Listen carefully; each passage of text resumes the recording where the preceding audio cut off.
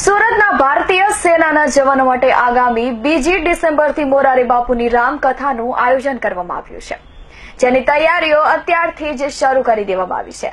આ કથામાં 100 કરોડથી વધુનું દાન એકત્રિત કરવાનો લક્ષ્યાંક સેવવામાં આવ્યું છે. આ એકત્રિત થનારા દાનમાંથી ભારતીય સેનામાં દેશના સીમાડાની રક્ષા કરતા શહીદ થતા જવાનોના પરિવાર માટે તથા નિવૃત્ત સૈનિકો માટે એક ઉત્તમ વ્યવસ્થા ઉભી કરવાના ઇરાદા સાથે આ કથાનું આયોજન કરવામાં આવ્યું છે. રામકથાનું આયોજન 2 ડિસેમ્બરથી 10મી ડિસેમ્બર સુધી સીમાડા BRTS junction, સણિયા checkpost, canal road, Surat ખાતે કરવામાં આવ્યું હોવાનું જણાવતા કથાના મુખ્ય આયોજક નાનુભાઈ સાવલિયાએ જણાવ્યું હતું. આ કથા દેશના સીમાડાઓની નિસ્વાર્થ ભાવે સેવા કરતા જવાનો માટે છે. આપણે આજે પ્રસંગો, તહેવારો અને ઉજવણીઓ તેના લીધે જ કરી શકીએ છીએ, માટે તેમના માટે આ એક અદનો પ્રયાસ કરવા જઈ રહ્યા છે. કથામાં એકઠી થનારી રકમ ભારતીય સેનાના જવાનોના કલ્યાણ માટે વાપરવામાં આવશે. આ કથાથી 100 કરોડથી વધુની રકમ ભેગી થાય તેવી આશા છે. મોરારી બાપુ પાસે કથાની તારીખથી લઈને આયોજનમાં તન મન ધનથી આગળ રહેનારા લવજીભાઈ બાદશાહે જણાવ્યું હતું કે દેશમાં ન થઈ હોય તેવી આ કથા ઇતિહાસરચ છે અને દેશભર માટે સુરત એક નવો રાહ ચીંધવામાં પ્રેરણારૂપ બનશે. સેનાના જવાનો માટે થઈ રહેલી કથાથી આગામી સમયમાં એક નવો સંદેશ, નવો રાહ લોકો સુધી પહોંચશે. સુરતના ઉદ્યોગપતિઓ રામકથાની તૈયારીમાં જોડાઈ ગયા છે, જેના માટે મારુતિ વીર જવાન ટ્રસ્ટની રચના કરવામાં આવી છે. પૂર્ણા કેનાલ રોડ પર 150 વીઘા જગ્યામાં કથાનું આયોજન કરવામાં આવનાર છે.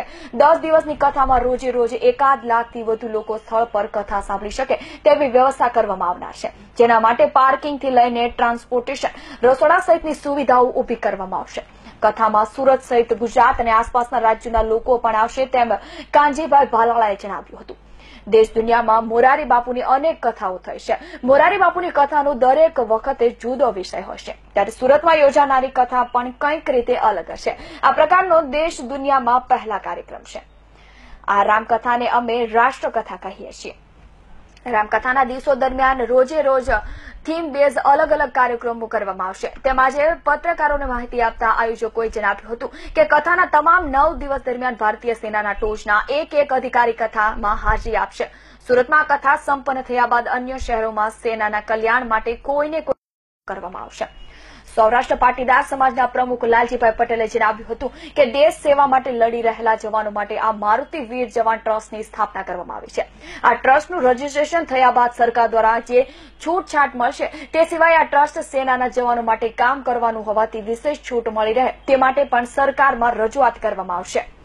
સૈનિકો જે આપણું રક્ષણ કરે છે અને એના જિંદગીના ભોગે કોઈ પણ પ્રકારના પર્વ એન્જોય કર્યા વગર પરિવારથી દૂર, જ્યાં ઘણી વખત -10 ડિગ્રી અને ઘણી જગ્યાએ -40 અને ઘણી જગ્યાએ +60 ડ્યુટી બજાવે છે, તો એનો બિલકુલ કોઈ સ્વાર્થ હોતો નથી. અને મારા અને તમારા માટે આપણે દિવાળીનું પર્વ મનાવતા હોઈએ, આપણે હોળી મનાવતા હોઈએ, આપણે ઈદનું પર્વ મનાવતા હોઈએ, આપણે આપણા બાળકોને નવા કપડાં ખરીદી દઈએ, બૂટ લઈ દઈએ, ઘરે સારી મીઠાઈ બનાવીએ, તો એને તો કંઈ પાછળનું છે જ નહીં. એટલે જ્યારે આ લોકો સૈનિકમાં જોડાય છે ત્યારે એનો પરિવાર 50% તો એમને શહીદ થઈ જાય છે. તો મારી અને આપ સૌની સમાજની એક નૈતિક ફરજથી વિશેષ આ કાંઈ જ નથી કે જેથી કરીને આપણે એના માટે એનું દુઃખ લઈ ન શકીએ, પણ એને મદદરૂપ જરૂર થઈ શકીએ. એ હેતુથી આ કાર્ય આપણે કરી રહ્યા છીએ.